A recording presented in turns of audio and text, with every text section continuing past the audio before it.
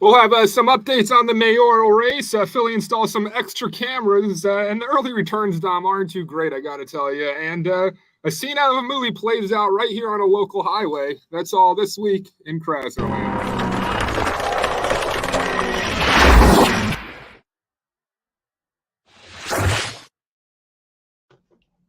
Welcome, everybody, to our weekly foray into the world of crime here in Philadelphia that we title KRASNERLAND, looking at the negative implication of the policies enacted by District Attorney Larry Krasner and Mayor Jim Kenney. Dom, last week we spoke about it a little bit, but it kind of developed over the week. And then yesterday, a couple days ago, we had a showdown over surveillance cameras in Philadelphia. Yes. And it came because the city just recently, Dom, I want to go to 6ABC real quick. They installed a bunch of new cameras throughout the city. Take a watch. Yeah, Brian, so I'm at the Marie Dendy Rec Center. A lot of kids are here right now, folks playing basketball, but we're all being watched by one of the newest cameras. They just installed it today. It's on that utility pole. This is one of 100 going up at playgrounds and rec centers all throughout the city, and it comes after nearly 300 incidents of gun violence since 2019 at rec centers and playgrounds, including this one. A number of recreation centers had tragic events where people were shot. City officials gathered at the Marie Dendy Rec Center in North Philadelphia today to acknowledge a serious problem and offer a $5 million solution. All right, so that was last week, Dom, about 8 days ago. And then I got to say, was it 16 hours ago now? So 7 days later, a week later? Right. This happens. Take a watch. Well, that 15-year-old Sheba is recovering at St. Christopher's tonight. Police said earlier this afternoon that he was in stable condition and that they've recovered one weapon. Police are looking for this person in connection with the shooting of a 15-year-old boy on the playground of Dendy Rec Center in North Philly this afternoon.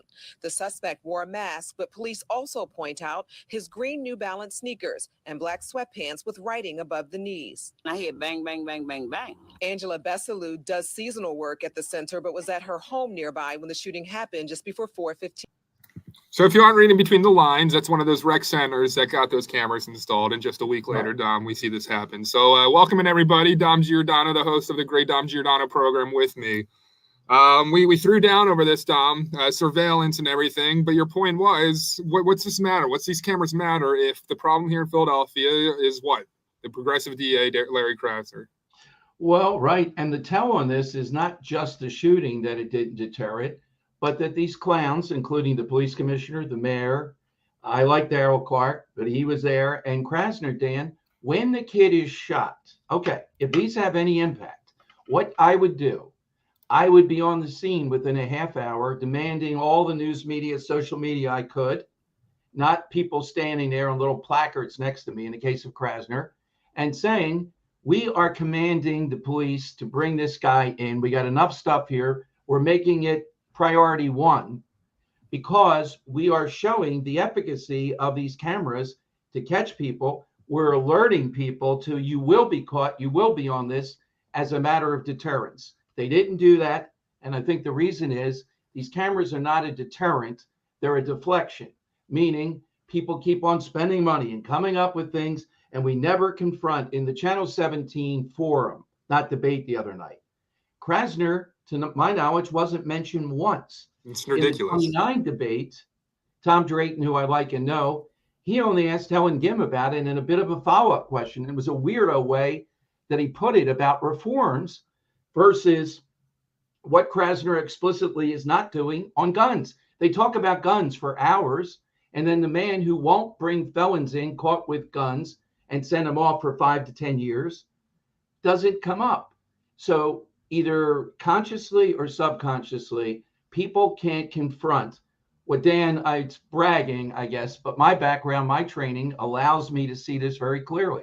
Growing up in South Philly and the things that I saw, I realized there are certain people you're not going to reason with, you're not going to talk with. It's not too much of a carrot that you can use. It's the only thing you can do is defeat them ultimately one way or another. So I want to hear from these candidates for mayor. And you and I are working. We think we're going to have another debate in early May with 3 or 4 candidates. I want to hear again things like A, what are you going to do with the police commissioner? B, tell me your strategy on dealing with what Krasner. Now, Derek Green, who's dropped out, he had a very detailed plan of going to the feds. I don't know if the feds will do that. I mean, it was detailed. It wasn't just pie in the sky. Eamon Brown would directly confront Krasner every single day. I mean, I think the mayor ought to go to his news conference and saying, you're responsible in large measure for what's going on in the city. Yeah. If you're not prepared to do that, then I remember Sam Katz, and I told you this story. He ran against John Street, and they had this little 5'7" nothing guy from the union with a bullhorn getting in his ear when he'd show up at an event, calling his wife the C word. Now, we all know what the response is to that. You drop this guy. You do that, and anybody that he brings around him, you drop them. You have more guys there, and you drop them. Yeah. And then you pick your glasses, whatever it is, and you go and you tell the city of Philadelphia, that's right, that's the type of mayor I'm going to be. You're not calling my wife the C word. I don't care how many Inquirer columnists say that lacks civility.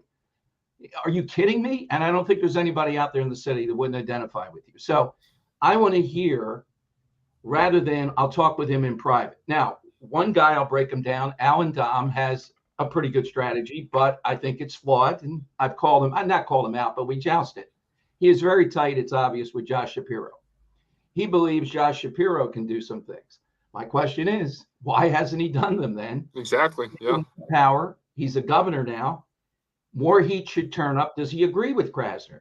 I mean, why, with all this media, can't we get anybody on record, Dan, on this issue? Here's the other thing.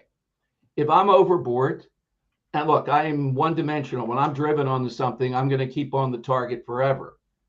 Then let's have the debate on that. Let's have the debate. How big of a problem is Krasner? He is the number one problem. An absentee mayor, a silly police commissioner, they're all problems. And Isaiah Thomas, I think later in the show today, you have something on him in the driving equality bill. He's another main player. But we keep on coming up with anti-violence groups, cameras.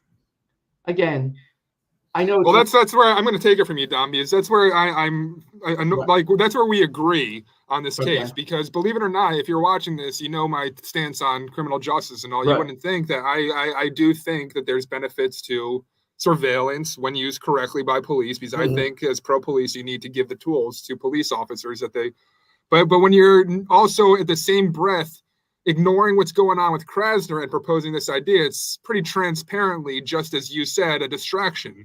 It's, you know, look over here. This is our solution to it. But no, you can't. What the hell is it going to do if you're going to put surveillance cameras up if you're not going to actually enforce, you know, the crimes of that's happening on those cameras? Right. And I think Eamon Brown the other night, or Eamon Brown, talked about this, and 1 or 2 other people on Channel 17. Dan, we need more cops, and we need more skilled cops. For example, with the ATV clowns, to go undercover, skilled undercover people, when they're ready to mass and or wherever these bikes are, you know, they store them in places, they're illegal, to move in on them and do that. Why are we not doing more of that? I don't know how difficult it is, but I think there's a lot of social media chatter out there before someone gets shot. And I still don't think the police have enough people on it. And all these cameras, are they like SEPTA? Remember we had the Nestle, the chief guy on? We have 34,000 cameras, Dom. And then he said almost no one watches any of them. Yeah, it's so here's a Daryl Clark after the shooting at the recreation center, because they put up these cameras is essentially suggesting that it's going to be an instant solution while continuing to ignore Krasner. So what's the council president got to say after this happens? Take a listen. It's frustrating. A week ago, we were standing here with residents from the community. People were excited that we were putting safety cameras up.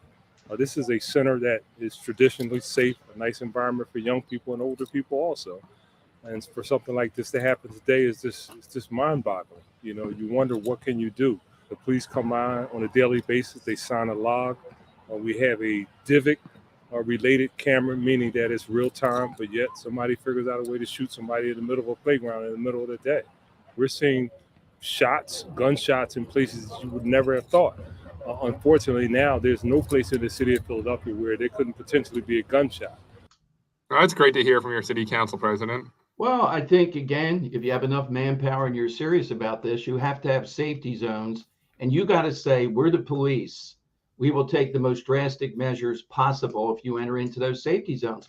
But let's say they have someone with a record. He's carrying a gun. Police stop and frisk because of probable cause. Krasner is not going to send that person away for 10 years. That gets back onto the street. When someone has a felony and they can't carry a weapon, and or if you're carrying an illegal weapon, even if you're not a felon, there's going to be severe consequences. That word gets back through the pipeline. You cut down the numbers, Dan. And every smart person we've talked with says in many instances, it's only a few thousand people that are engaged. Some of it might be sporadic with younger people where you got to look at social media, but actual criminals on a daily basis might be as few as 2,000 to 3,000. Okay, what are we doing, like they did in Chester, to go after these people? It's a game of increments. The bottom line, though, is Larry Krasner is not focused on that, not even a little bit. He's focused on telling us how many innocent people are in there, mass incarceration. He's focused on going after the cops. That's what he's focused on, and that's what he's going to do. Why is that so hard to understand? And why is the media just so transparently not asking these people the right questions? And by that, I mean chunks of time spending it on that. Don't move off it. Channel 17 the other night, for example, I mean, I don't know their full deal. Why didn't they do 2 hours? Would they be losing money? I bet they had quite an audience bump getting the candidates for mayor in a forum. Go out and get an advertiser. This hour brought to you, like we would do, brought to you by, and you don't lose commercials or whatever, and you give them something for doing that. Maybe you put a placard behind Jeff Brown's head, brought to you by Dan Borowski Enterprises. I'm serious. More time and letting these people go after each other will give us more of a sense of exactly what they want to do. Just on the police commissioner. Alan Dom has said he thinks she's doing a good job and would keep her because Jim Kenney's the problem. Amon Brown says she's out and we're replacing somebody inside the Philadelphia Police Department. And Jerome Parker, who we both like, says, I can't talk about that on the campaign trail. What? I mean, what more evidence do we need to know about Danielle Outlaw? And I'm surprised that Alan Dom taking that position, but we ought to be able to say yay or nay or that. We ought to be able to say yay or nay on Terry stops, which is the constitutional stop and frisk. Yeah. We ought to be asked about Krasner. What is your mechanism to deal with him? And if you say, well, I'm just going to meet with him privately, you're not doing that. He doesn't care. He won't meet publicly, privately. He's going to do what he wants. What is your counter to that is the answer. Want to catch up on some comments here. Sharon says mayoral candidates had a last night in Campbell Square. Only 2 showed up. Jim Harity was there. Mm-hmm. She says people called out Harity last night after being backed by Krasner. Harity's become a character on our show, KRASNERLAND. What did he? I wonder, Sharon, if you could tell us what he said. We really like the guy. But then again, it makes me not believe there's any Democrat we can trust. He's in Kensington. He talked against safe injection, but then he touted that Larry Krasner endorsed him. Yeah. So, Dom, we had that argument. I lost the microphone in the studio. That was one of my top 10 moments in Dom Giordano show history. But I did some research, and while there's part of me that kind of strengthened some of my argument, I found a little piece by the ACLU that I really think lays out the dangers of a surveillance state that you were kind of getting to. Okay. And while I'm, pro surveillance, if it's used correctly by police, which is a very optimistic and utopian kind of stance when it comes to discussing surveillance, then I think it's a great tool for police to use. But it can be used also very scarily, and ACLU kind of lays it out. Take a watch. Today's surveillance video systems are getting paired with a monitoring technology known as video analytics, in which computers don't just record what we're doing, but actually understand and monitor and judge. What if we could weave the most advanced machine learning, computer vision, and AI into the very fabric of a store so you never have to wait in line? We call it Just Walk Out technology.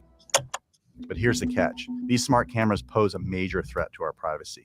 Until recently, when we walked into a store, we expected to be recorded, but unless something dramatic goes down, the videos weren't closely monitored. Now, the cameras won't just record objects and actions, they'll actually analyze them. So companies like Microsoft, as you can see in this video, advertise their ability to track emotions. They say That's crazy. Enhance security. But of course, we know this technology in the hands of police could supercharge the biased ways that many of them already operate. That same technology has been used to try to identify fashion trendsetters. I'm a fashion editor out here with New Balance. But just the fact that they can go as deep as tracking emotions gives me pause for concern, and Well, essentially determine upcoming crimes and such. As soon as I hear, Minority Report, Tom Cruise. As soon as I hear the word analytics in sports or anywhere else, I get a little bit nervous. So if we were trading some degree of more public safety that we could quantify versus the surveillance state that we're seeing, I see it as even worse. I see it as the distraction state, the shiny object. And some of them are not, some of them even think this way though, Dan. Some are clever. Let's put up the cameras. 100 of them is going to take, by the way, isn't this another example of the city? How long should it take you to put up the 100 cameras when kids are being shot to death in recreation centers? Their words that are a prime source of this. Don't you think a week with their workforce and everything else? I bet the 100th camera doesn't go up till the 4th of July, probably. Just slowly using unionized work. Well, and, Alan Dom has that sludging through it. commercial with the 13,000 streetlights that are out. And we're told all the time, go to a well-lit area. These people are not serious. There's such thing as a push at the end of the mayoral run to get the streets department and everything working again to try to leave a decent legacy. Or Jim Kennedy? Yeah, because like I see much more this past couple of months, like a month or two. I've seen street crews out, repavings happening all over Port Richmond. Right. Like, is this Jim Kenney just trying to leave the office with a good taste in Philadelphians' mouth, or? Well, part of me would say it's post-spring, it's nicer weather out, so they're doing something. That's a great question we should chart, though. Is Jim Kenney so shameless he won't even pretend that he wants a legacy by doing the very things you're talking about? Are they just kind of happenstance? Or does it show us a redeeming quality? Even he's not that shameless. He's trying to spiff up the city before he goes off to Wegmans every day. And also, is it a Democratic push to make the city look halfway presentable for when it comes to a primary election to say, hey, the Democrats weren't that bad. Remember these past couple of months, we made the city look good. Yeah, well, I don't think they're too afraid. We talked today a lot. It was great stuff with people about the Republican Party in Philadelphia ditching crime fighter and neighborhood savior Sam Oropesa. It's not just Democrats that are coming. And I know people see this all over the place, Dan. They got to realize what could happen in Philadelphia is we could end up with 15 Democrats who are progressive / quasi-socialist and 2 real deal actual socialists that are not afraid to say they're socialists. That would be Philadelphia City Council. Many goes, don't No, shoot your 0 nails, Dan. Republicans. You get 2 minority seats, and it doesn't matter what the minority party is. It means Democrats are the major party, so 2 seats go, which I don't like. It's kind of like an affirmative action. Let them be all Democrats if you can't beat them. And then they'll be fully in charge of the city. And that's one of the reasons David O'Quinn is running for mayor. I don't think he knows he couldn't win at large against this socialist. Jeez. Minnie writes, and don't chew your nails, Dan. She caught me. I got a nail that's hanging off. Do you chew your nails, Dom? No, not at all. But I cut them down to the bare. I love to cut them. Yeah. Another idiosyncrasy. I'm still Yeah. working on the fact that tomorrow we have to flesh this out. That you were of the class of people younger than you, there's no shower rooms in high school anymore. They store equipment there because suddenly, in the most sexualized generation, they can't take a shower together. Your showering in Indiana was in bathing suits. Yeah, well, bathing suits. Yeah, like it was. You were the weird kid if you walked into the shower with, your package hanging out there. Did they do that though?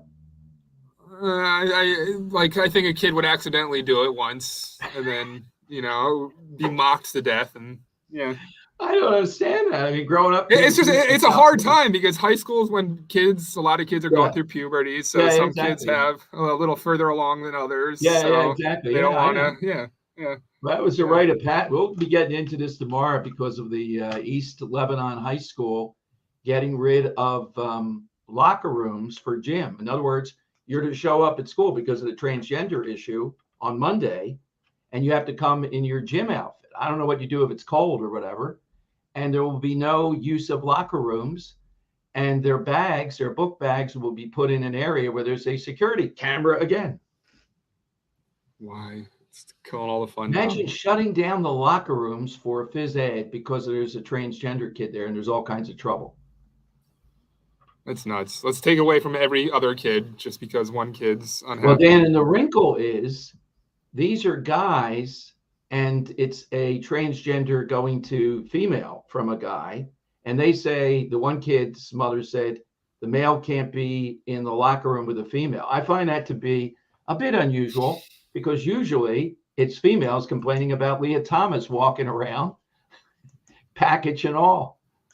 Yeah, it's a great story. Oh yeah. Jim writes in, can a person who's registered as an independent vote for either party in a primary election, or can they vote in neither primary election? They can't vote in either one. So join a party. Yeah, I mean, if you want to be part, I support that. They're trying to change that to vote. Yeah, let's get into that. Yeah, let's hop into that because there was comments, tweets made about people switching parties, Republicans going over to Democratic Party. Where do you stand on that? Is it something you encourage? Yeah, I mean, anything to stop Helen Gim, it's legal. We've done this before with Hillary Clinton. It was, I don't know if it was to stop Hillary or stop Obama. Which one? Nationally, people did that. They changed their registration. Tens of thousands, if not a million, did. And in Philadelphia, Dan, the way I see it, I could be off, but I think this election comes down to the winner on the Democrat side. I'm going to put the over and under, and being generous, at 5,000 votes.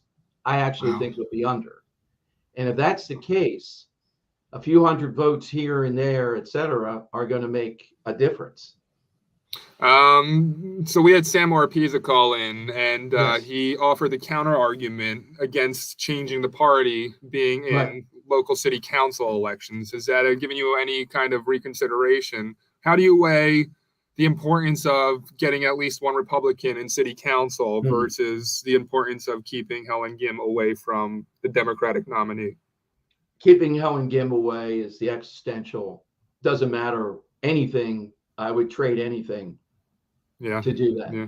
I'm willing to shave my head if I can be assured, and you know how I am about the hair, that Helen Gim would be defeated. I'll trade the hair. It'll grow back for the defeat of Helen Gim. And just as a quote Democrat with the city council election, can't you just cross party lines and vote for the Republican anyway?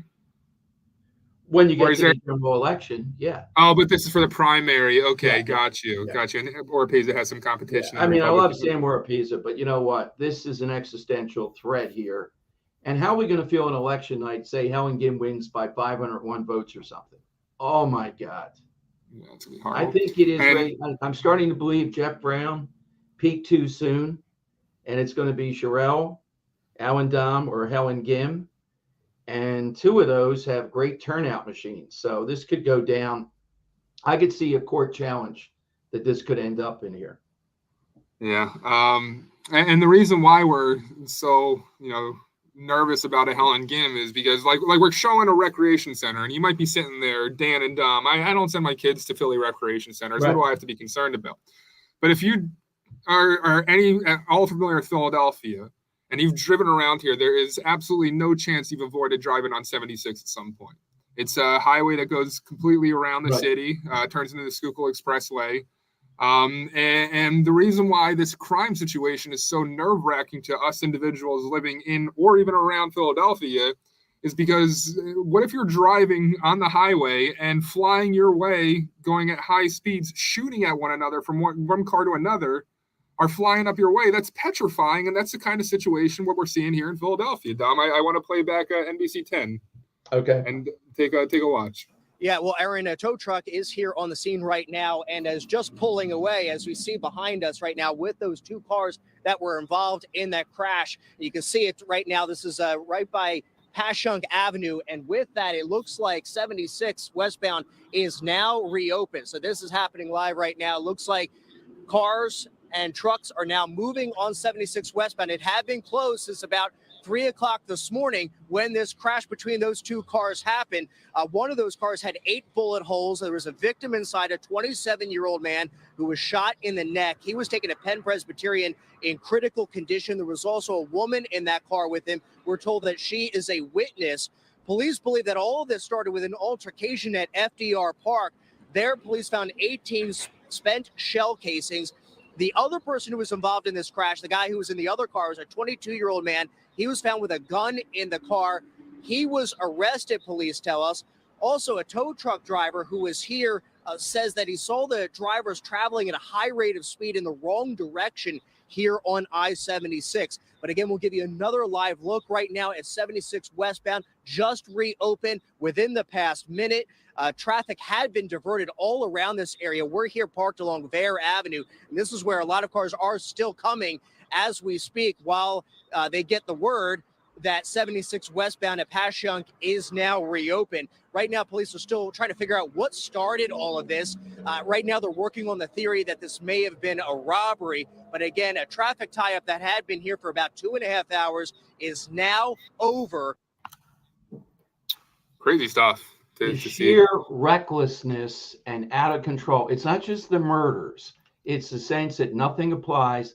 And that guy buried the lead, the reporter for NBC 10, in my view. Yeah, it's the high speed. Yeah, it's the shooting. That they were going the wrong way on the Schuylkill Expressway, the two vehicles, at a high rate of speed headed west. So, I mean, you might be going around the city. You could be going to Jersey. It could be anything. And you can imagine these maniacs. Just for that alone, I'd throw the book at them. This is just, and the media covered it for a nanosecond. Then they moved on. In the past, Daily News and places like, they would have had like a 5-part series on this, because it is incredible that you could be flying that way on the wrong side of the highway. Yeah, so Steve Keeley writes an update just about an hour ago on this. The driver of the white Infiniti involved in the chase and crash with the Ford Explorer while both going at a high rate of speed, charged by Philadelphia District Attorney with the shooting in FDR Park that preceded the crash, which shut Schuylkill Expressway westbound lanes 3 a.m. to 5:31 yesterday. Here's that picture there. They have more details on it now. It's responding to multiple reports of gunfire at FDR Park and the crash. 2 individuals were located in Ford Explorer, one of whom had been shot in the neck. Both of these individuals were transported to the hospital for treatment. The individual who was shot is paralyzed now from the neck down.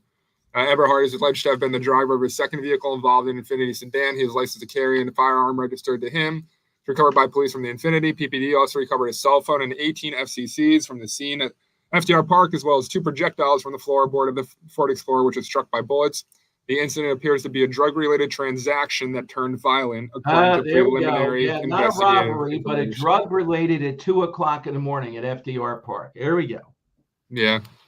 It says also Eberhard, who has no criminal history, charged with 2 counts of aggravated assault, possession of instrument of crime, simple assault, recklessly endangering another person, investigations of the incident. All 3 individuals involved remain active and ongoing. Signed Jane Roe. She, her. I'm surprised. Not Z. Dom, and that's the thing, is like why we care so much is I don't want my family, me, to be driving on 76 and be blindsided by a driver shooting at another driver flying in. Just after a drug deal. It's nuts. Just a PSA. Dodge vehicles, Durangos, Chargers, Challengers. Laura Moreland Police has released a statement saying that thieves are targeting these vehicles because they're able to remove the windshield and program them using a generic key fob. So the department suggests owners of specific Dodge vehicles invest in a wheel lock to prevent the thefts, running between $30 and $40. This comes after Durango was stolen from a neighborhood near Pine and Red Lion Roads in Lower Moreland Township. Car was later found in Cinnamon. You know, in some places, Dan, and City Council in Philadelphia has talked about this before.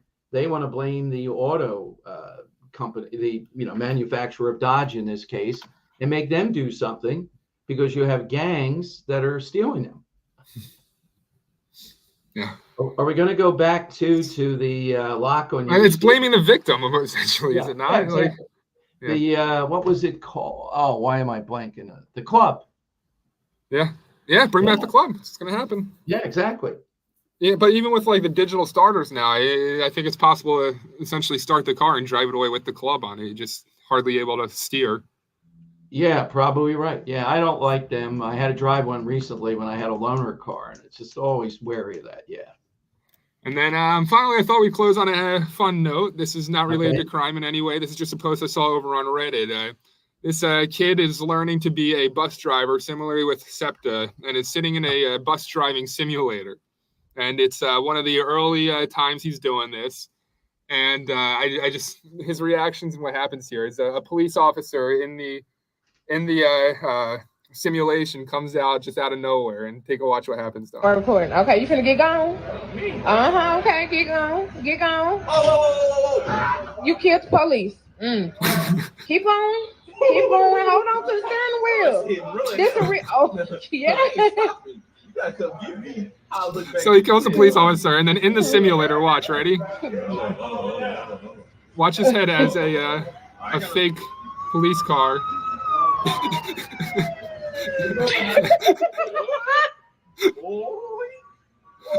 and then oh my God. Hey, make this person in charge of SEPTA's driving program. There you go. It might be good. I've seen 2 or 3 times a SEPTA bus just completely ram into a double parked car that I think was just an intentional malicious, like, stop double parking in my damn bus lane, move out of the way. Starting to bite back, and PPA. I don't know if you noticed, but it seems like every corner now has a PPA officer trying to give out tickets. It seems that's why that's one of the reasons why I think Mayor Kenny's trying to show some power here at the end, to be remembered differently than he actually was. Oh yeah, we're going to remember that. You know, I have to do the top 10. At one point, the top 10 reasons that we don't remember Kenny fondly, Dan. I know everybody must think it's the thing where he quit at the shooting at the art museum, but I think there are much better moments even for Kenny's meltdown. Yeah, they are, and like when he danced with the Sanctuary City. That's right. Yes, that seems to get people. When he said, "Don't come into our city and use our restaurants from the suburbs because you're haters." That one. Before he became mayor, he did that one. Yeah. But this is the all-time. This has got to be number one. This is what you first brought up, and I think it's what comes to mind for all of us. So everything we have in the city over the last 7 years, I worry about. I don't enjoy 4th of July. I don't enjoy the Democratic National Convention. I didn't enjoy the NFL draft. I'm waiting for something bad to happen all the time. So I'll be happy when I'm not here, when I'm not mayor, and I can enjoy some stuff. So you're looking forward to not being mayor? Yeah. That's a matter of fact. There's not an event or a day where I don't lay on my back at night, look at the ceiling, and worry about stuff. Oh, man. What a brilliant leader. Abraham Lincoln would be proud. Jennifer writes in, for one of your top 10, go back and count how many times Kenny blamed the Oaks gun shows. Oh, that's my favorite. Well, I don't know. When entrance. he got up there at Temple after the killing of Officer Fitzgerald and started with the Wegmans, and that guy who was 80 having to go bottles back and forth to the car. Yeah, the Oaks. That's memory lane. That is a great one. We got to do that. That's a great one. Yeah. All right. Well, that's all we got on this week's KRASNERLAND. What we started doing last week, is every day now we do lunchtime with Dom, dining with Dom. So noon until 1 on social, YouTube, Facebook, everywhere. You can join us for a video component, and similar to here, how we have a little discussion going on while we do our show, we do that now for the Dom show as well for that first hour. So please like and subscribe our YouTube channel. We'd really, really appreciate that. Brand manager is really trying to get that going. So like and subscribe that, youtube.com/@1210WPHT.